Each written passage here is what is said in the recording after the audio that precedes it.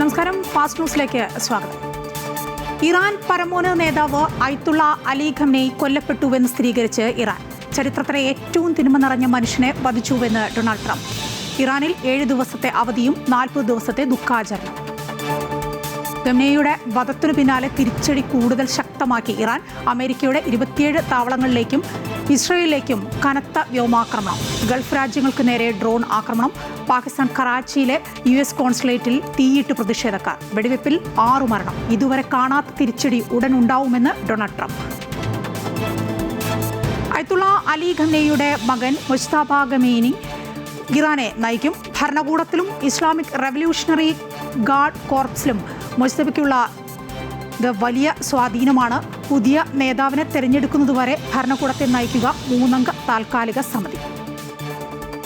സ്ഥിതിഗതികൾ സൂക്ഷ്മമായി നിരീക്ഷിച്ച ഇന്ത്യ ഗൾഫ് മേഖലയിലെ 7 വിദേശകാര്യമന്ത്രിമാരുമായി സംസാരിച്ച് വിദേശകാര്യമന്ത്രി S. ജയശങ്കർ. യുദ്ധം ഒഴിവാക്കി സമാധാനവും നയതന്ത്രവും പിന്തുടരണമെന്നും ഇന്ത്യ. സംഘർഷ മേഖലയിലുള്ള ഇന്ത്യക്കാർ ജാഗ്രതാ നിർദ്ദേശങ്ങൾ കർശനമായി പാലിക്കണമെന്നും വിദേശകാര്യ മന്ത്രാലയം.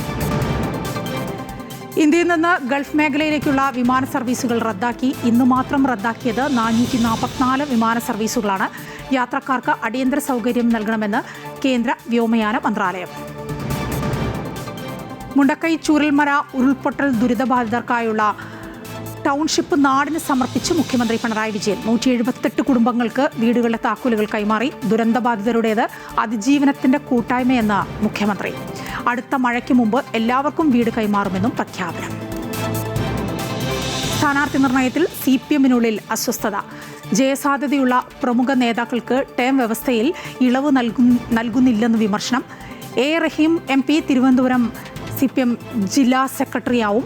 നിലവിലെ സെക്രട്ടറി V. ജോയ് വർക്കലയിൽ നിന്നും ജനവിധി തേടും. സിറ്റിംഗ് മണ്ഡലങ്ങളിൽ കോൺഗ്രസ് MLA-മാർക്ക് അനുകൂല സാഹചര്യമുണ്ടെന്ന് KPCC അധ്യക്ഷൻ. സ്ക്രീനിംഗ് കമ്മിറ്റിയുമായുള്ള ചർച്ചയിൽ പേരുകൾ ധാരണയിലാക്കാൻ ശ്രമം.